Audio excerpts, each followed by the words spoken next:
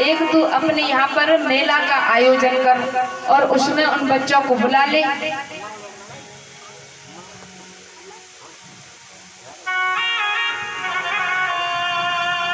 कंस की बात समझ में आ गई और कंस ने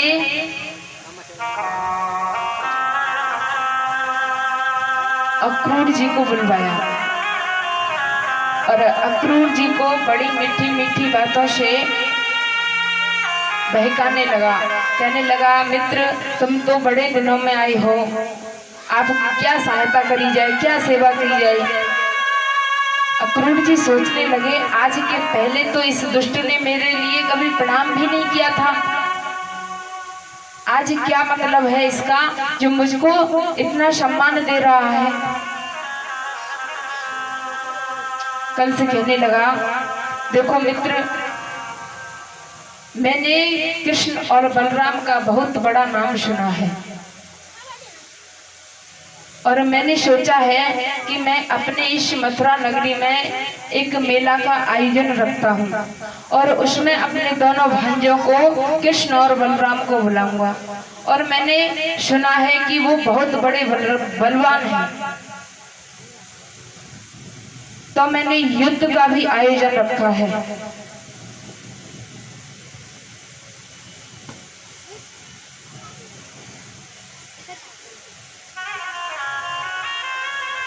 और आप उनको बुला करके लेके आओ। अक्रूर जी सोचने लगे, इस दुष्ट को ये नहीं पता कि कृष्ण इसका काल है और काल को ही अपने घर पर बुलावा दे रहा है। एक बार तो अक्रूर जी सोचने लगा, ये दुष्ट मेरे लिए भेज रहा है और बहुत दुष्ट है ये, कहीं उन बालकों को मरवा न दे। लेकिन कंस की आज्ञा है, जाना पड़ेगा। और अक्रूर जी सुबह होते ही रथ में सवार होकर के और वृंदावन नगरी के लिए जाने लगे। लेकिन मन में विचार आ रहे हैं,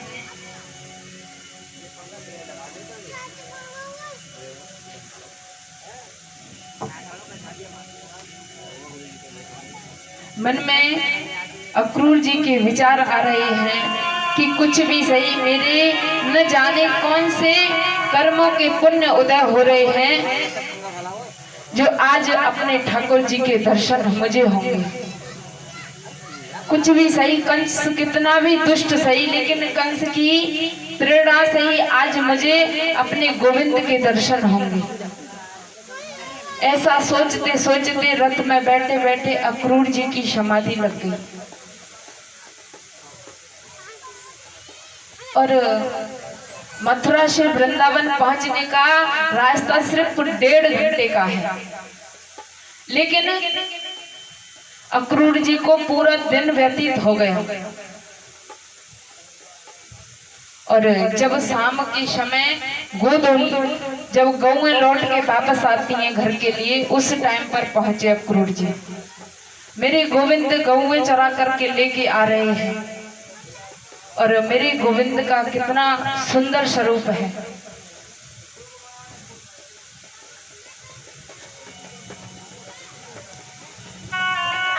बहुत थोड़ी थोड़ी धूप है, ठंडी ठंडी हवा चल रही है और गौ माताओं के पैरों से जो धूली उड़ती है मेरे ठाकुर जी के चेहरे पर लग जाती है और पसीने से लथपथ हो रहे हैं। कितना सौंदर्य, इतना सुंदर स्वरूप लग रहा था ठाकुर जी का। जब अक्रूर जी के रथ को आते हुए देखा तो मेरे गोविंद ने कहा, चाचा जी आप आ गए। प्रणाम किया हाथ जोड़ करके और अपने घर के लिए अक्रूर जी के लिए बुला करके ले गए।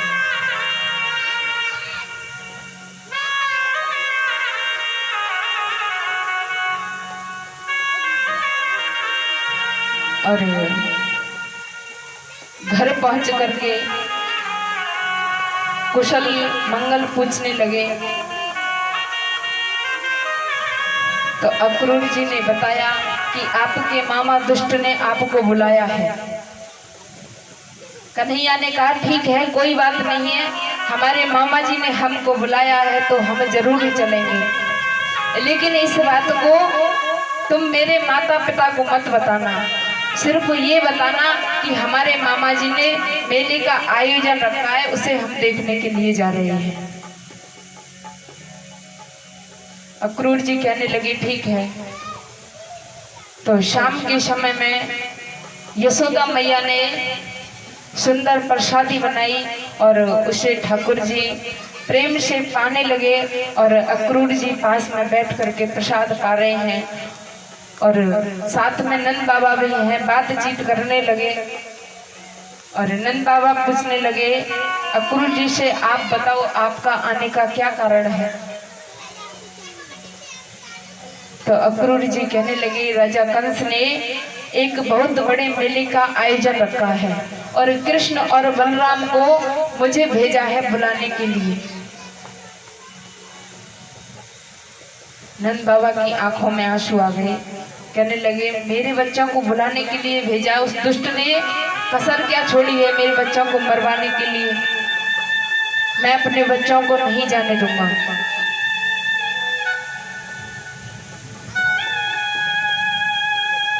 और ऐसे ही आपस में बातचीत कर रहे हैं और यशोदा मैया 84 खंबे का महल है माता का, और उसमें बैठ करके भोजन पा रही थी। जैसे ही पहला ग्रास मुंह में ले जा रही थी तो अक्रूर जी कहने लगे नंद बाबा ये बताइए, आपके बेटे तो है नहीं, ये तो वसुदेव और देवकी के बेटे हैं और एक दिन तो इनको जाना ही है वहां पर। ऐसी बात सुन करके यशोदा मैया की आंखों में आंसू निकल आए और चीख करके कहने लगी अक्रूर जी आप ये क्या कह रहे हैं, ये दोनों पुत्र मेरे हैं और मेरा कन्हैया तो मैं किसी को नहीं देने वाली।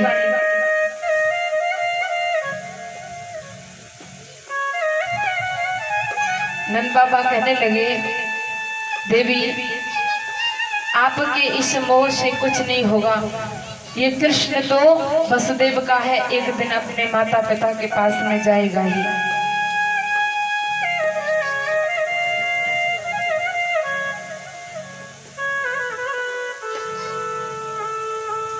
रात भर ऐसे ही बातचीतों में समय व्यतीत हो गया। यशोदा मैया रोने लगी और जब सुबह पता चला सभी ब्रज में कि गोविंद आज जा रहा है तो सभी गोपियां कहने लगी आपस में अरे बहन अक्रूर जी आए हैं और मेरे गोविंद को ले जा रहे हैं। एक सखी कहने लगी इस अक्रूर का नाम तो क्रूर होना चाहिए, इसका नाम अक्रूर किसने रखा है, हमारे गोविंद को ले जाने के लिए आया है, हम तो अपने कन्हैया के बगैर एक पल भी नहीं रह सकते।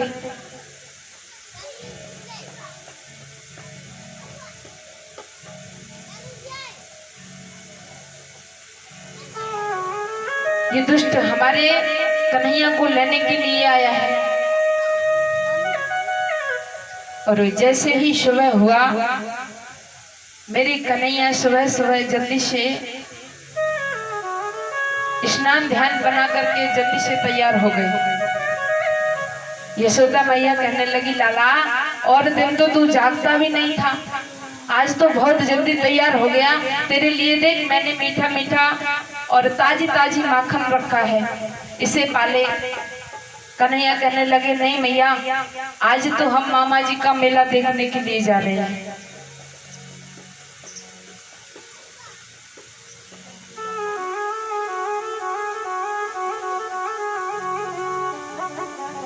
और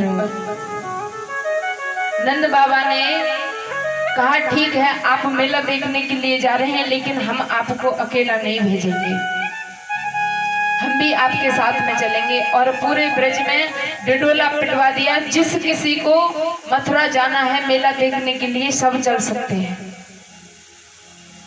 तो सभी ग्वाल तैयार हो गए और नंद बाबा के साथ में सभी ग्वाल मथुरा जाने लगे। और मेरे गोविंद तैयार होकर के और रथ में बैठ गए और देखा मैया ने कि मेरा कन्हैया अब मानेगा नहीं, ये बहुत जिद्दी है, पहले से ही जिद्दी है, अब क्या मानेगा। और मैया रोने लगी और कहने लगी बेटा मुझे पता है तू जाएगा और मानेगा नहीं, क्योंकि तू पहले से ही जिद्दी रहा है। जिस किसी का हट पकड़ लिया तूने और वो चीज नहीं मिली, तू बहुत जिद करता है।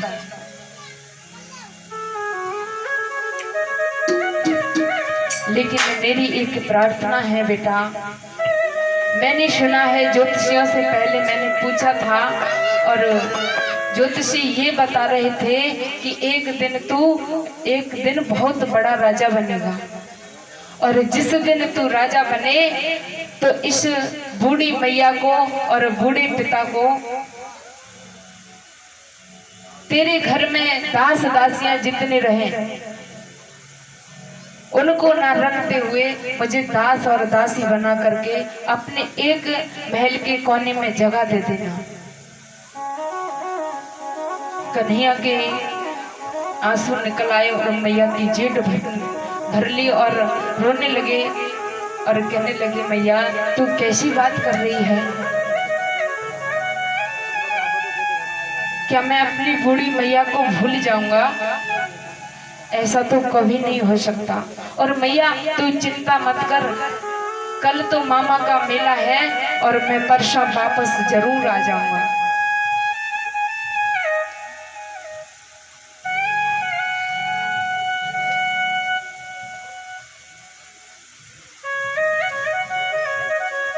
मेरे गोविंद रोने लगे और मैया फुदक फुदक के रोने लगी और कहने लगी बेटा तू जरूर आ जाना। कन्हैया कहने लगे हाँ मैया मैं जरूर आ जाऊंगा।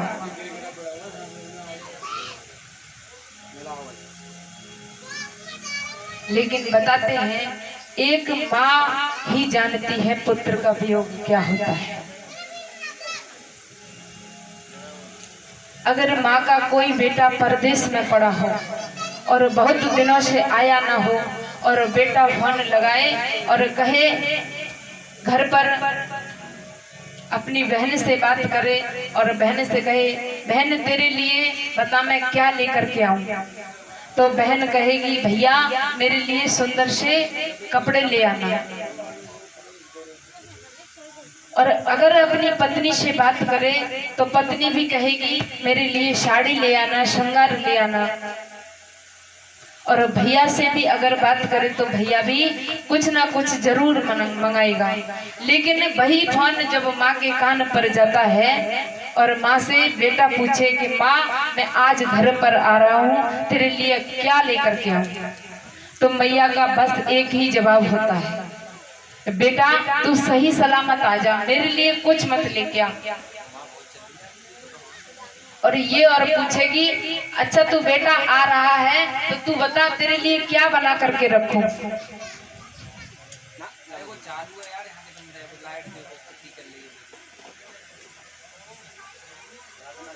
एक माँ ही जानती है एक पुत्र के वियोग को। माँ तो सिर्फ माँ होती है। और मेरे गोविंद जाने लगे तो मैया रो रो करके कहने लगी छोड़कर माँ की ममता को आज घन श्याम जाते हैं, आज घन श्याम जाते हैं।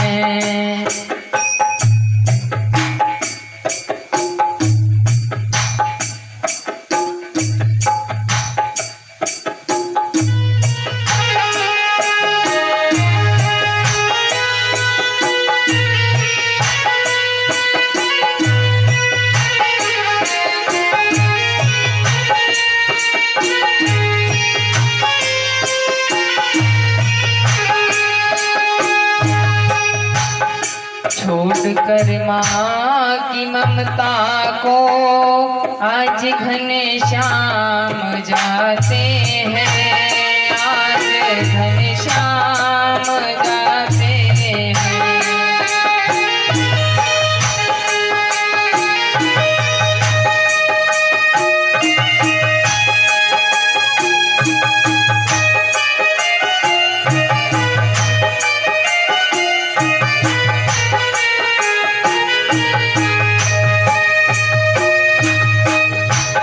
कहने लगी बेटा से, लाला अगर मैं ये जान जाती कि तू एक दिन छोड़ करके जाएगा तो सारे नगर में डडोला पीट देती।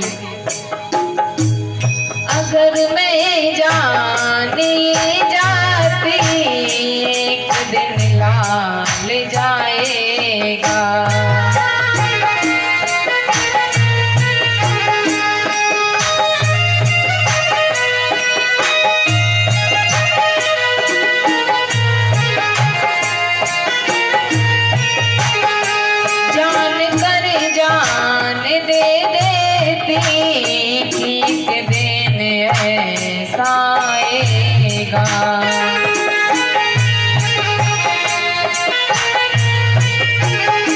तरसती वो आँखों को छोड़ गोपाल जाते हैं, छोड़ गोपाल जाते हैं।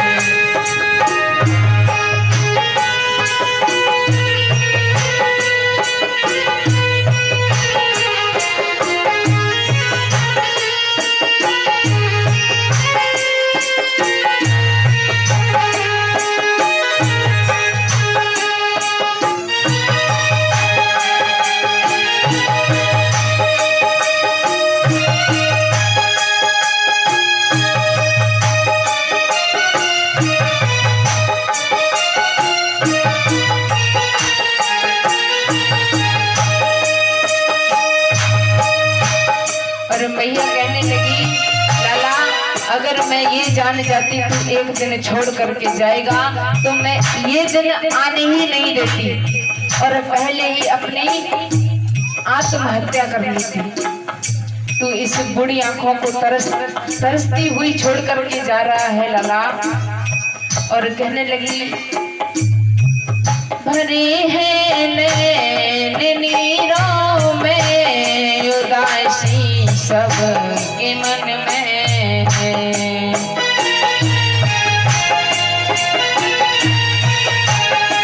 भरे हैं नैन नीरों में उदासी सब के मन में है।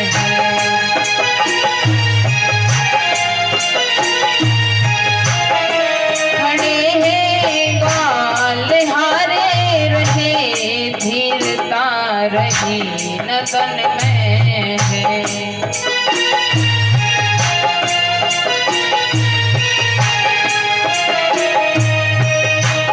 बिलखती मात को तज कर हेरे मुख श्याम जाते हैं, हेरे मुख श्याम जाते हैं।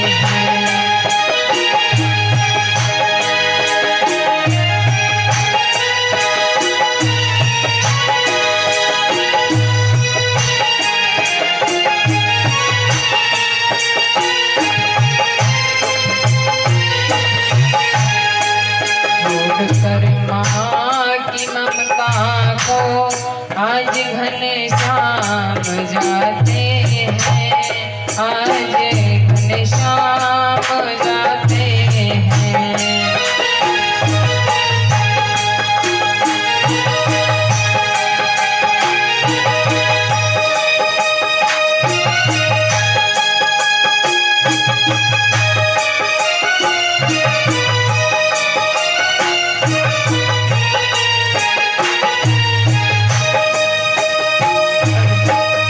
सभी गोपी ग्वाल खड़े हैं और रो रहे हैं। खड़ी है रो रही गैया बचपन कैसे रहूंगी।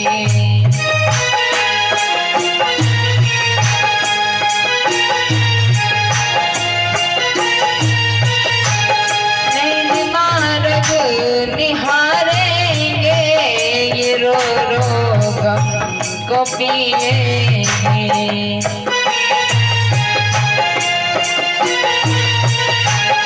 आज तन से न जाते हैं, आज घनश्याम जाते हैं, आज घनश्याम जाते हैं।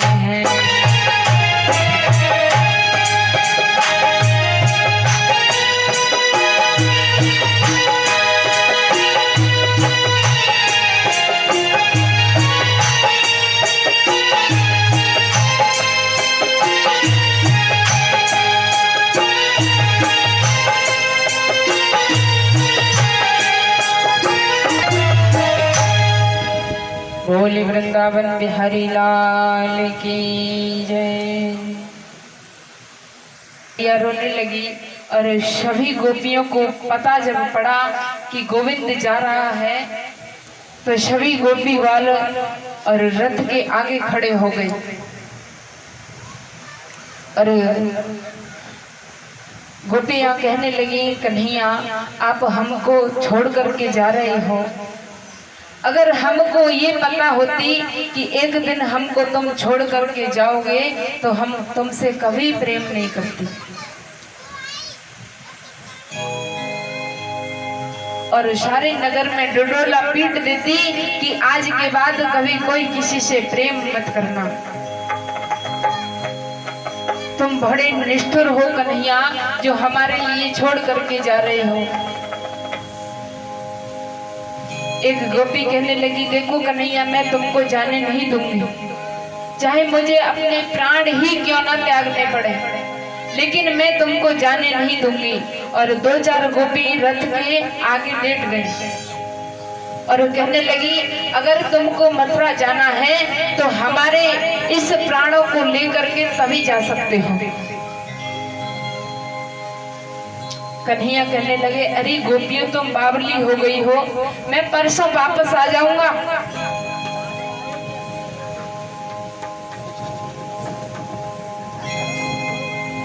लेकिन गोपियां रोने लगी और कहने लगी, कन्हैया एक बात बताओ, हमारे लिए जब छोड़कर ही जाना था तो प्रेम क्यों करने लगे, प्रेम क्यों करते थे हमसे?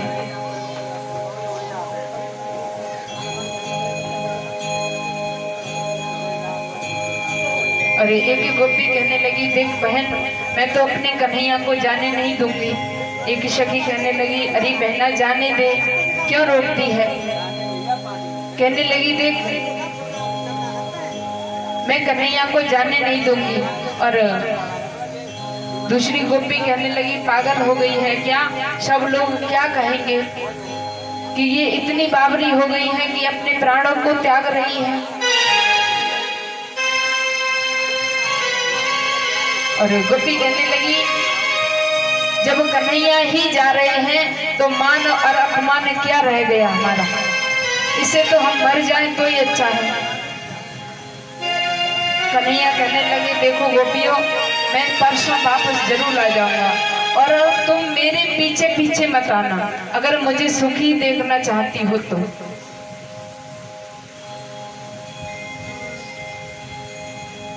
और सभी गोपियां देखने लगी, रोते रोते पचार खा खा करके गिर गई। लेकिन मेरे कन्हैया रथ में सवार होकर के और मथुरा के लिए जाने लगे। जब तक रथ के ऊपर जो ध्वजा लगा हुआ था वो देखता रहा, जब तक गोपियां और मैया देखती रही। लेकिन जब रथ के पहिए भी दिखना बंद हो गया तो पछाड़ खा खा करके गिर पड़ी और मैया का तो हाल ही बेहाल हो गया। लेकिन यमुना के किनारे जैसे ही आए तो वहां पर राधा बैठी है और राधा ने देखा कि कन्हैया आज हमको छोड़ करके जा रही है। तो राधा ने रथ को रोक लिया और सामने खड़े होकर के कहने लगी, कन्हैया आप हमको छोड़ करके जा रहे हो। कन्हैया कहने लगे, देखो राधा मैं परसों वापस लौट करके आ जाऊंगा, आज जा रहा हूँ और कल मामा का यहाँ पर मेला है, उसे देखूंगा, परसों वापस आ जाऊंगा। राधा कहने लगी मुझे पता है आप कितने वापस आएंगे। और राधा रोने लगी और कहने लगी कन्हैया जा रहे हो तो जाओ, ब्रज छोड़ के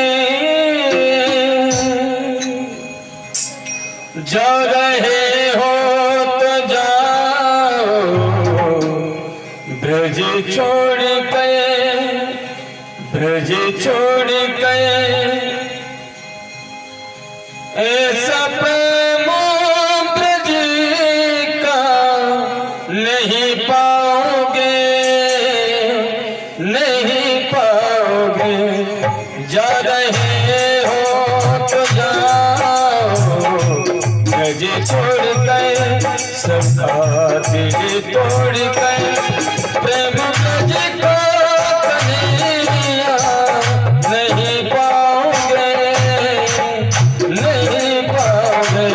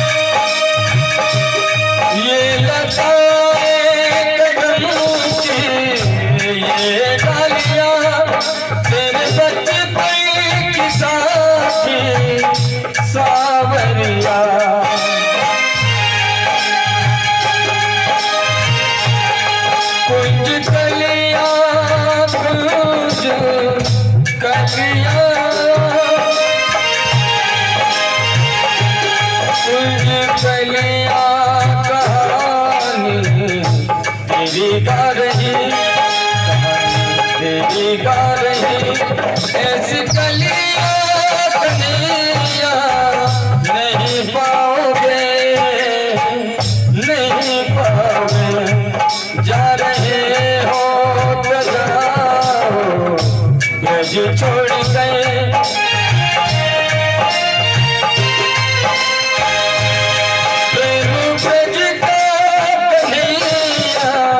नहीं पाओगे, नहीं पाओगे, कान्हा नहीं पाओगे, नहीं पाओगे।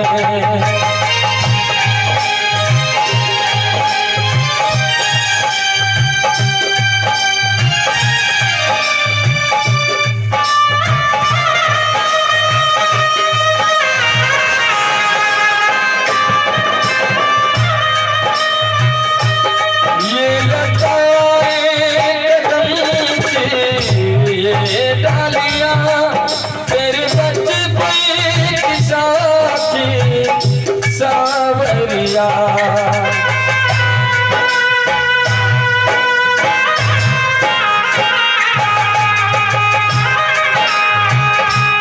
ये लताएं कदम की, ये डालियां तेरे बचपन की साथी सावरिया। कलियां कहानी तेरी गा रही, हाँ तेरी गा रही, ऐसी कलियां कन्हैया नहीं पाओगे, नहीं पाओगे, कान्हा नहीं पाओगे, नहीं पाओगे। जा रहे हो ब्रज छोड़ गए, सबका दिल तोड़ गए। प्रेम ब्रज का कन्हैया नहीं पाओगे, नहीं पाओगे, कान्हा नहीं पाओगे, नहीं पाओगे।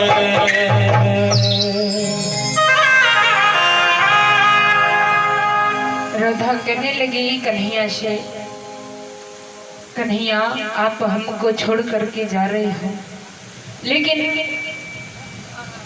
हमारे जैसा प्रेम तुमको नहीं मिलेगा। अरे राधा कहने लगी, मुझे पता है आप क्यों छोड़ करके जा रहे हो।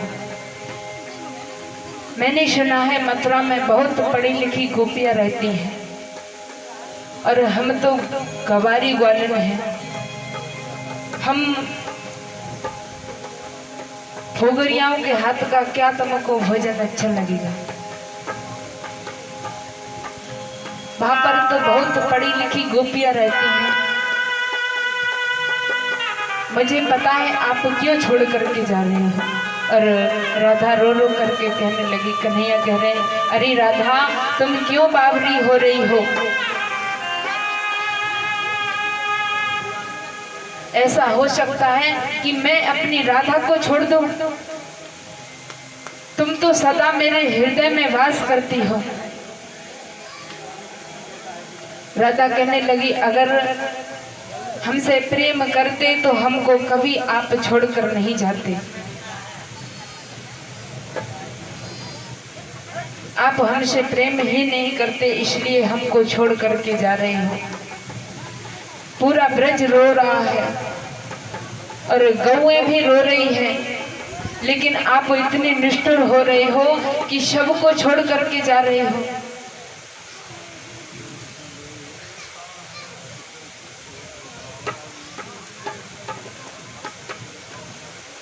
और राधा रोने लगी और कहने लगी, राधा मार्ग में रोती खड़ी, श्याम मथुरा चले जिस घड़ी।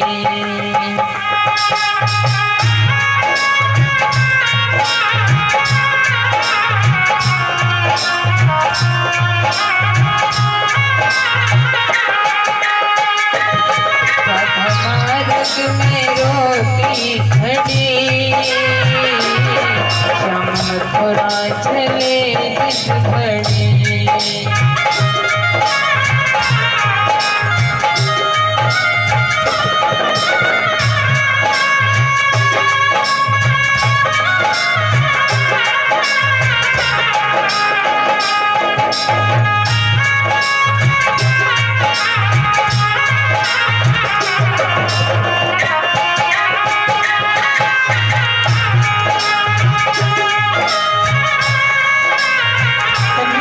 कहती है राधा, गोविंद आप कह रहे हो कि मैं परसों वापस आऊंगा, लेकिन जब तक तुम वापस नहीं आएंगे, जब तक मेरी ये आंखें आपका रास्ता देखती रहेगी।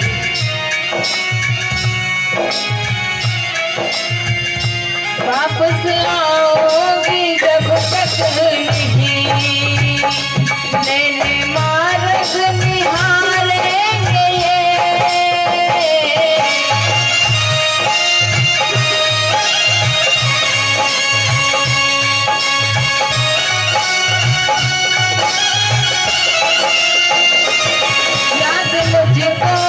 रखना प्रभु,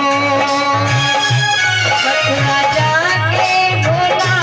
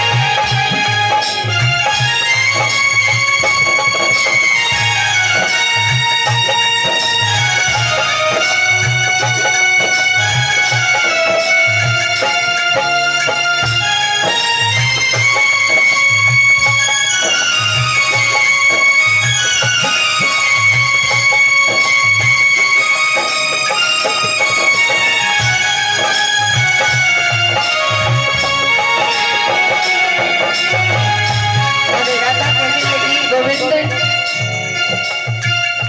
वादा परेशान का करके चले, श्याम वर्षा बिताना नहीं।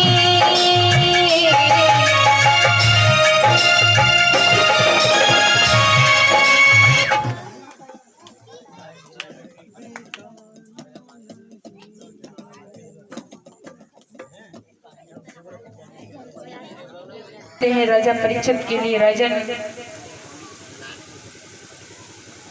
राधा मैया हट करने लगी और कहने लगी, गोविंद आप जा रहे हो लेकिन मुझे कभी भूलना मत। कन्हैया कहने लगे, अरे राधा आपको हम कैसे भूल सकते हैं। और राधा रानी ने जैसे ही रास्ता दिया, मेरे गोविंद रथ में सवार होकर के और अपने भाई बलराम के साथ में और मथुरा जाने के लिए जब आगे बढ़े तो यमुना मैया पड़े।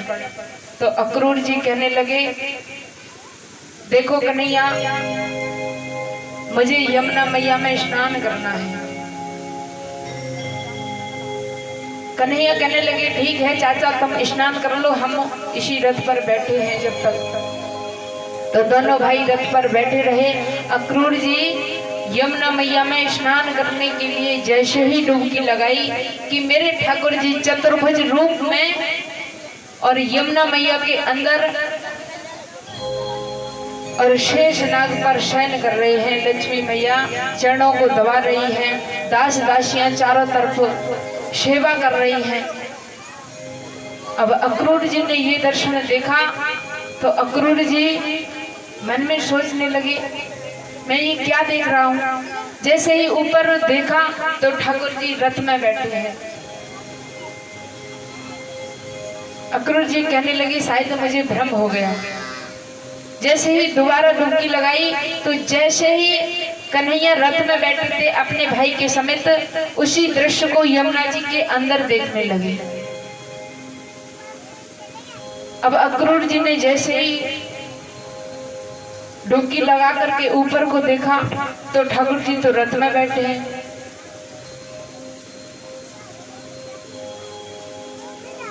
अक्रूर जी सोचने लगे, ये मैं क्या देख रहा हूं।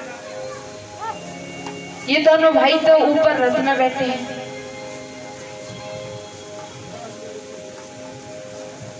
लेकिन जैसे ही डुबकी दोबारा लगाई तो मेरे गोविंद साक्षात विष्णु रूप में दिखने लगे और कहने लगे कि चाचा जी आप चिंता मत करो, आपको भ्रम था कि ये बच्चे हैं इनको कंस जरूर मरवा देगा, इसलिए मैंने आपके लिए ये दर्शन दिए हैं। अब तो अक्रूर जी का भ्रम दूर हो गया और रथ में सवार होकर के जैसे ही मथुरा नगरी के लिए पहुंचे और रथ से उतरे तो नंद बाबा के साथ में सभी गोपी ग्वाल सभी गोप वहां पर मथुरा में मिले। और अक्रूर जी कहने लगे कन्हैया से, गोविंद आप मेरी कुटिया में भी चलकर मेरी कुटिया को पावन बनाइए। अक्रूर जी कहने लगे तो कन्हैया कहने लगे, देखो हम अभी मामा के यहाँ पर जाएंगे और मामा का मेला देखने के बाद में आपके घर आएंगे। अक्रूर जी कहने लगे ठीक है। तो नंद बाबा से पूछने लगे कन्हैया कि बाबा कि हाँ मैं मथुरा नगरी को देख आऊं। नंद बाबा कहने लगे, पागल हो गया है क्या। अरे ये ब्रज नहीं है सो जिस किसी के घर में चाहे जब घुस जाए, ये मथुरा नगरी है और यहाँ पर कंस का शासन है। बेटा तू यहीं पर रह।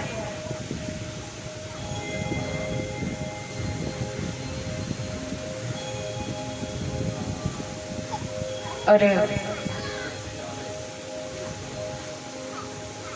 बलराम जी कहने लगे, अरे बाबा कोई बात नहीं है, मैं कन्हैया के साथ में चला जाऊंगा और मैं देखता रहूंगा, ये उधम नहीं करेगा। नंद बाबा ने आज्ञा दे दी कि ठीक है घुमाओ। और जैसे ही आगे बढ़े तो देखा कि कंस का धोबी और कंस के कपड़ों को धो रहा था। तो सभी गोप साथ में थे। तो कन्हैया के गोप सब कहने लगे, अरे कन्हैया देखो कितने अच्छे अच्छे कपड़े हैं, और तूने तो ये भी नहीं बताया था कि हमको मामा के यहाँ पर चलना है, नहीं तो हम अच्छे कपड़े पहन करके आते। और तेरे तो यहाँ पर रिश्तेदारी है तो शायद ये मान जाए, इनसे कपड़ा ले लो। कन्हैया कहने लगे ठीक है। तो कंस के धोबी से कपड़े मांगे और कहा कि हम कंस मामा के भांजे हैं और हम अपने घर से यूं ही चले आए और हमारे इन ग्वालों पर कपड़े नहीं हैं और आप कुछ कपड़े हमको दे दो। और कंस का धोबी कहने लगा, अच्छा तो यही है जो कंस महाराज ने बुलवाया है, इसको कंस महाराज मारे इससे पहले मैं ही मार दूं। तो कंस का धोबी कहने लगा, एक बात बताओ, तुम गवार होकर के और महाराजाओं के कपड़ा पहनने की लालसा कर रहे हो?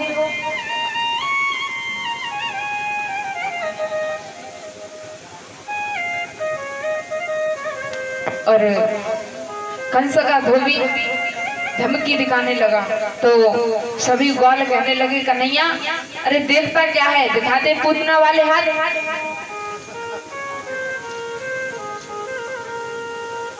तो कन्हैया ने जैसे ही एक तमाचा खींच करके मारा तो उसका गोविंदाए नमो नमः हो गई। सभी ग्वाल कहने लगे, अरे कन्हैया तेरे तो हाथ में ही तलवार फिट है।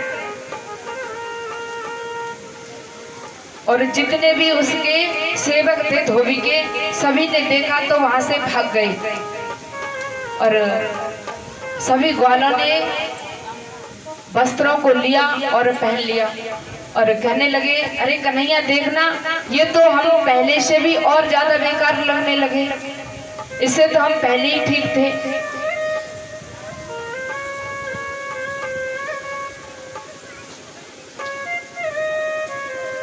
बोले सतगुरुदेव भगवान की जय।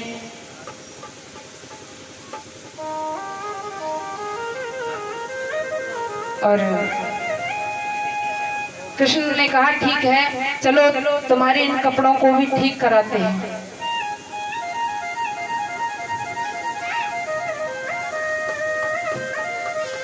और दर्जी के पास में आकर के कपड़ों को सही कराया। और सभी ग्वाल कहने लगे, अरे कन्हैया देख, हमारे कपड़े तो सही बन गए, लेकिन हमारा